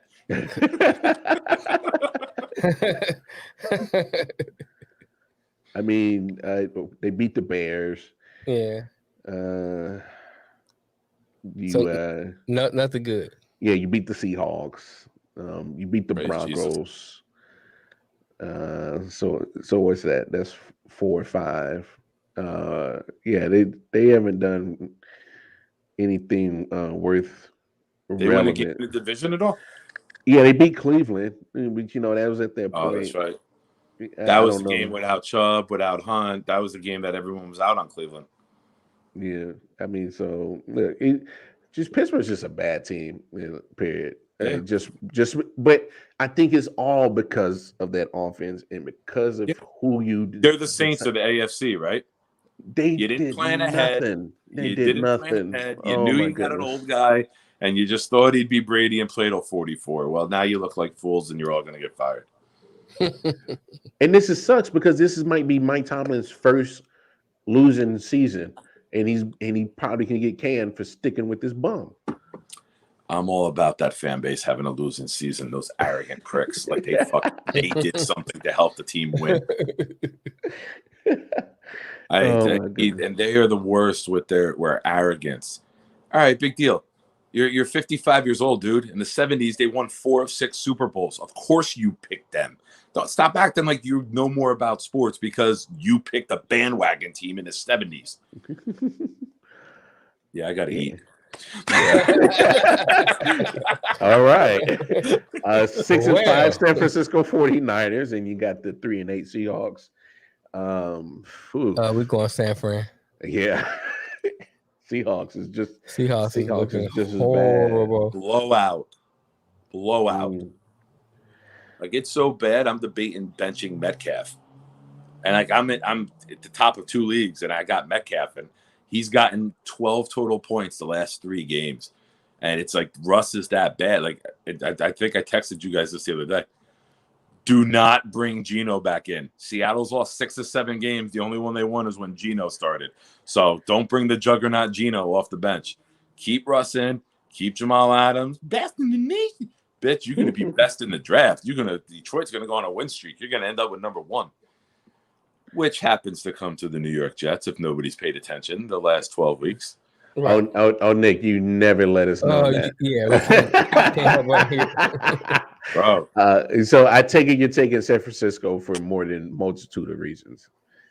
I think they're going to blow them out. Yeah, I think it's going to be blow ugly. out, bro. Even though Deebo Samuel's out, I think Elijah Mitchell and that running attack is just going to bully the shit out of that Seattle front all day. I got you. It might not be a score blowout. It'll be a dominant victory. You know what I mean? Okay. Mm-hmm. It might be like the Baltimore game. It might be 20-6 and be ugly, but you're going to know watching the game that one team doesn't have a chance to win it. If you got Deebo, you might put up 37. You only put up like 23 in this, but you're going to win the game convincingly. Yeah, but I get what you're saying, but I think Deebo is so important to that offense, man. And I'm gonna go Seattle just because I'm in last place and I don't give a fuck. So, but I do feel your sentiments. I think San Francisco, realistically, they're gonna stomp the shit out of Seattle. Is that Sunday or Monday? No, it's a Sunday night. It's Sunday. No, it's a 4:25 game, so it'll be. Okay. It'll be hitting amongst another more important game, like the Ravens and Steelers. There'll probably be more focus on that. At that 4:25 slot, and then next up you got, of course, Denver Broncos, who are 6-5, 7-4. Kansas City, Sunday Night Football. How you seeing this one breaking down, Nick? In KC? Yes, sir. Yeah, give me KC. They had the bye week. That's a tough place to play, especially at night. And Andy rarely loses coming off the bye. Rarely loses. Didn't he lose like his last 2 out of 3 though? That was like a thing going on, and I think he's lost like the last 2 out of 3. I can't remember the whole thing, but he definitely has like double-digit wins. Yeah, he was like 17-1. I think he's lost 2 out of 3. I don't know if they did it last year, but that a couple years ago, that myth was like, holy crap, he's actually lost. So it's like, they've had some issues. They're moving the ball well. Mahomes got the yardage. I think this Denver D is really underrated. Bradley Chubb is back. Surtain is showing that he's Surtain looking good, man. Good. I know he had an easy pick last week, pick 6. I don't think Kansas City can lose this game. Oh no, they can lose this game. Oh no, trust me, they can find. No, mathematically, yes. But you got what I'm saying, Mel? Like they can't lose this game. Like they gotta win this game because you can't lose this game. Like if you're gonna be a contender, you gotta beat your division rival at home on primetime national television. Yeah, you can't lay an egg. Chiefs they got a lot of division games coming up down the stretch too. So you're going to see a majority of games you're going to play down the stretch is going to be division games. So there's no the Chargers room for error. You should handle the Raiders and the Broncos. You got to play a good game to beat the Chargers, but you could probably play about an 80% game and beat these other 2 teams. Fair. No, I mean, I'm going Kansas City just because I hate Denver. I mean, is Sorensen playing? Okay, yeah, but I'm saying but sports analysts for a friend. sports analysts, putting that cap on and taking the fandom cap off. Denver's defense is a part of the football that does scare me. Going against the Chiefs, but what doesn't scare me is their quarterback position. Teddy Bridgewater. I think he had like a knee issue or something, and so Drew Lock had to finish that game. Drew Lock doesn't scare me. Drew Lock does not scare me. You guys handle your business and don't self inflict your own wounds. This should be not easy, but it should be a substantial margin of victory. Right. Who you going, Mel? I'm going Kansas City. Okay. KC. All right, and I believe, which is the matchup of the night, you got the Monday night game. You got. Let me say this for Nick. The game of the week. No, he said matchup of the night on Monday night, bro. It's the only matchup. It's also game the of the worst week. game on Monday night. Fuck y'all, man. You got the 8-4 Patriots. Smoke weed every day. You got the Benadryl and weed do not go together, bro. No, it don't, because I'm trying to like focus it, because like that damn Benadryl was like kicking my ass. Cause bro, I ain't never had no flu like this shit. This shit's been fucking with me hard since Monday. But no, 8-4 Patriots. They're traveling to 7-4 Buffalo. I think it's gonna be a good game. I think it's gonna be a great game. It's gonna be for the first time in a long time a good game. Because I mean, for years, until Buffalo got good, this used to be a game for the Patriots to win all the time. I mean, Buffalo still play them tough, but the Patriots always used to win this game. Mac Jones been looking pretty good. He been kind of like Taylor Heineke, managing the game pretty well. Patriots got a pretty good defense. I think I'm gonna go Patriots this time.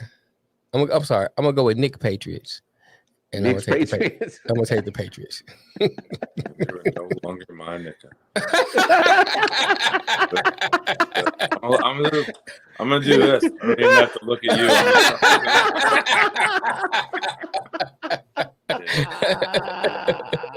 Fucking big D on your head. I agree. I don't have confidence in the Bills the way they've played. Josh Allen is still a fairly young quarterback, and Belichick usually has some good shit.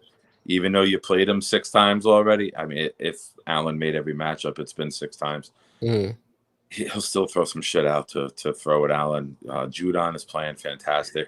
Oh, he's balling, bro. Don't really have a running game, and Belichick, as I've said this year, and people have said for 40 years, he takes away what you do well. So he's gonna bracket Diggs, and he's gonna put somebody on Beasley, and somebody like Sanders and Knox are gonna have to step up and be huge, and Allen's gonna have to recognize quickly to go to those guys, or else the pass rush is gonna be in his face.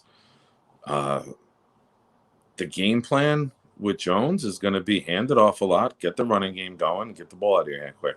He's starting to develop a nice. Does sound like my team. Fuck me. Just saying. Listen, man, as much as I hate somebody when we're doing our picks, and I'm trying to be an analyst here, you got to keep it real, man. Credible, right? I got to put my hatred aside. I can make my jokes, but he's starting to develop a little rapport with Kevin Bourne. Nice 6'1" receiver, and he's finding him in the red zone. I don't want the Patriots to win, but for this purpose, give me the Patriots to win. Yeah.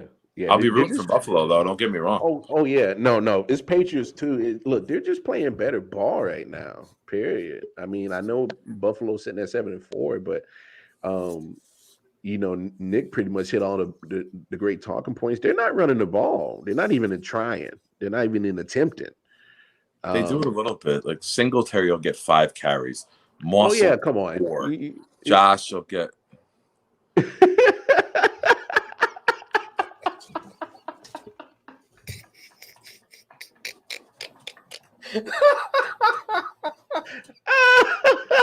Wow. Why are you so skinny, you fat fuck, with a bunch of paper plates sitting next to you?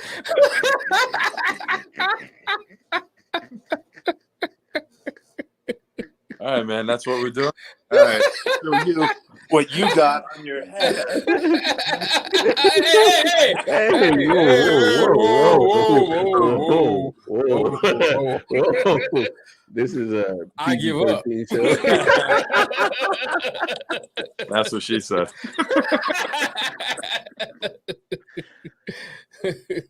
The hell is wrong with y'all two today? Man? Y'all talk about me. Like, you two have been on something else today. I don't know what I think it's your drugs, man. We've been normal. No, no. We this bonded is when you were away. Me and Mel had our bonding moments. We're tight now. No, this shit is like on another level of just foolishness. Like I don't know. I don't understand what you're talking about, sir. Yeah. No, y'all are just on another level of foolishness. Like this you're ain't just normal. imagining this, Smokey. I don't. Right. I don't see it. Sorry, I don't see it. You two assholes. Cheech and Chong. Look, Bill Belichick. Harold Kumar. Oh, sorry. Go ahead. Hey, White Castle. I was thinking Pineapple Express. I was going there next, but go ahead. Friday is one of my favorite movies. Yeah, Friday. Yeah. Yeah, I called you Smokey, so half baked, whatever. Smokey. Smokey. Oh, Smokey taking shit. Yo, literally, I'm guy on the couch. Hey, guy on the couch, smoke this.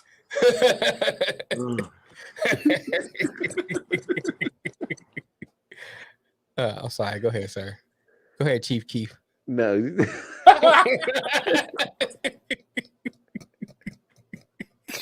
No, because I want you little shitheads to get all it out. Just get it out, man. Go ahead, man. Go good. No, because I feel like It's never all the way out. Lamar did not go to Kansas City to see his family. They rented a Winnebago. They went to Mexico. And they smuggled weed back. And they're like, "We're the Millers." and two Mexican families. Yo, what the hell is this shit? I come back and we couple weed and two Mexican families. We got to change his name on the bottom of the screen from Wild Card Mar to Nate Newton. Black Coyote. Oh, Nate Newton. Oh, me Newton.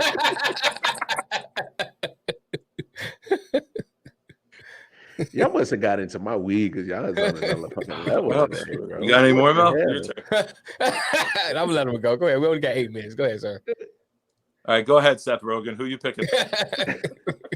No, Patriots, man. It's like they're playing better ball, bro. Yeah, they are. Judon is like you said, niggas. He might have a case for defensive MVP or DPOY. Yeah, he could be in the discussion. No, discussion. He probably won't get it, but then Belichick, Garrett, unless Garrett falls off, it's got to be Garrett. Honestly, I don't sleep on Trey Hendrickson. He's got just about as much sacks as Myles Garrett. He's like one sack behind or something like that. He's at 12. Good race to watch. Yeah, that'd be a good race to watch. He's the only good thing watching in New Orleans anyway. But well, luckily for him, he's in Cincinnati, and he's on. I'm sorry, he's in a better situation right now.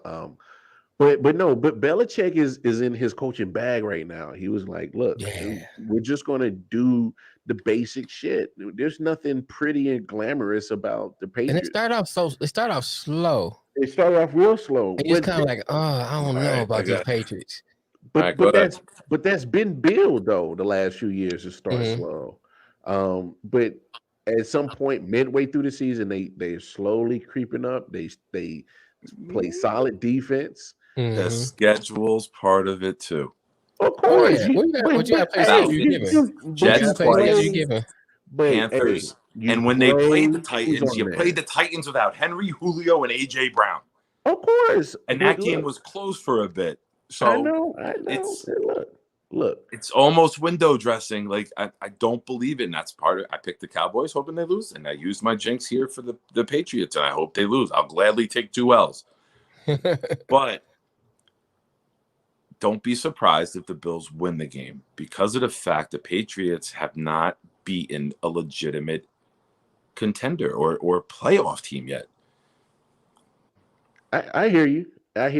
But what I give the advantage at is what Bill Belichick is going to do to Josh Allen. Agreed. And he's capable of doing, right? He's capable of shutting it down. I said it myself. But don't be surprised if talent-wise, Buffalo pulls it back.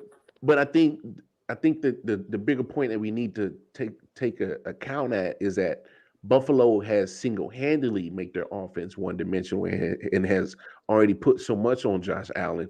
And so if you're going to give do Belichick's job for him, he's going to make it even that much tougher for you. So he's like, oh well shit, now that you already got the hard part out of my way, let me focus on something else. Let me do Belichick shit. And if you're Brian Daboll, you got to come out pounding the rock. You got to. Hey, matter of fact, if Buffalo doesn't have 15 attempts, they lose. Sorry, I had a phone call come in. I had a phone. They got to come out and they got to flip the script, right? Like Belichick's going to be ready to take away the pass. But even if they don't get big yardage, they should still run the damn football. You need the threat. You cannot play one-dimensional ball against Belichick. You can't. You can't go down 14-0. You can't. It'll be a wrap. You can't eliminate the running game, or else he will feast. They will send exotic blitz. They will jump routes, and it'll be a blowout. Yeah. Buffalo's got to strike first, and they can't get away from the run at all. Even if it's Allen rolling out, you got to keep the linebackers up. Hey, I agree. Buffalo better win time of possession, and they better win the turnover battle. And if they win both of those, Buffalo will win. But I'm telling you, if they can't lose time of possession, because that's what Belichick's offense and what McDaniels is doing with mac and cheese right now. They're not asking him to throw the ball 40 times. They're going to run the ball. That's plain and simple.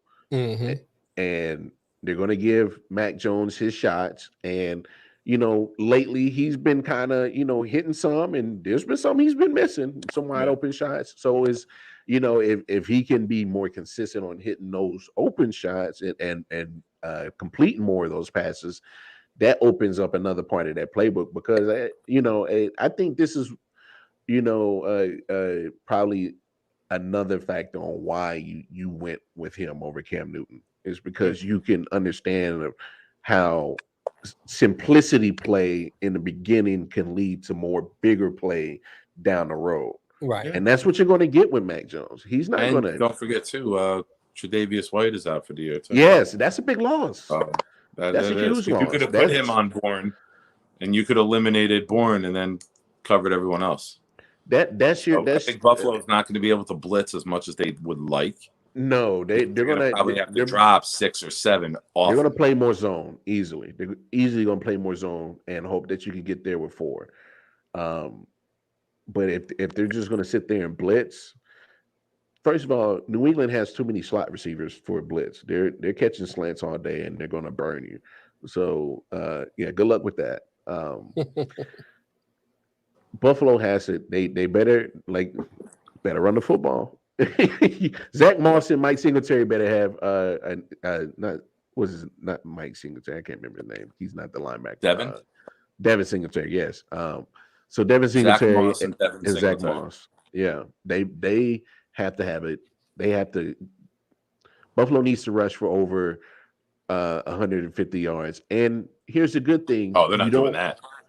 But they're not doing that. That includes jogging out from the locker room to the sideline. They're not doing that. No, but hold on. Don't act like Josh Allen's not a threat in the running game either. So that is an advantage. 150 from Buffalo would shock me. Really? As a team, yeah. No, as a team, yes. But I'm saying, like, if they're committed to it, like, even if like I said, if they have less than 15 carries, then you don't even have to look at the stat sheet for anything else. And I can already tell you that's a loss, because they gave up on the run, and they're just going to, all right, come on, Josh Allen, miracle us through a win. You can't do that against Belichick. Can't do it. That doesn't happen. I'm going to give you my key to the game. Okay. Between Hunter Henry and Juno Smith and Knox. I like that. Whichever tight ends go off, that team will win. That's a good. Knox has some big games. You saw it in KC. Yeah. He's capable of busting a 70-yarder. Broken coverage. He can run away. I think whichever tight end grouping goes off and has the better day, that team wins the game. That's like that. Like you're talking about the running game, but if you got the running game going a little bit, opens up tight end play because the linebacker it opens up everything else. Yeah, right. So a domino effect. Like your point leads to my key. You got because you can't just sit back and cover a tight end; they'll disappear.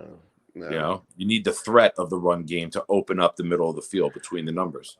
But Belichick loves beating up on Buffalo. That's all I know. He loves beating up on Buffalo. But hey, those are our picks, y'all. We got everybody's picks. I already got my picks from. Of course, we just went through ours. Nick already sent over Sophia and Juniors, and then Melvin, he has already sent over his picks as well. So look, tight race. It's starting to tighten up. 1 game, huh? She's 1 game back. 1 game back, but hey, you and Mel in only 7. So I mean, a lot can change in a couple of weeks. So hey, that's the only person that has a shot is me, and I'm okay with that. I'm secure with myself. You'll have a choice. All right, I gotta go eat. Be good. Yeah, no, for real. Nah, go take care, Nick. Yeah, I'm slowly getting there, man. Go fuck yourself and burn that plate. Hey, y'all, that's our show today. Episode 109 in the books. These fools been cutting up all day. Nick needs to go eat before he turns into a grizzly bear. And then look, go to the website, go get the app. Right. Come and join us. We'll be at our regular scheduled time for episode 110 on Monday, 4 p.m. Eastern Standard Time. All right, y'all. It's been real. 4 p.m. CP time. Yeah. Wildcard Mar is out. Detroit Mills out. Peace.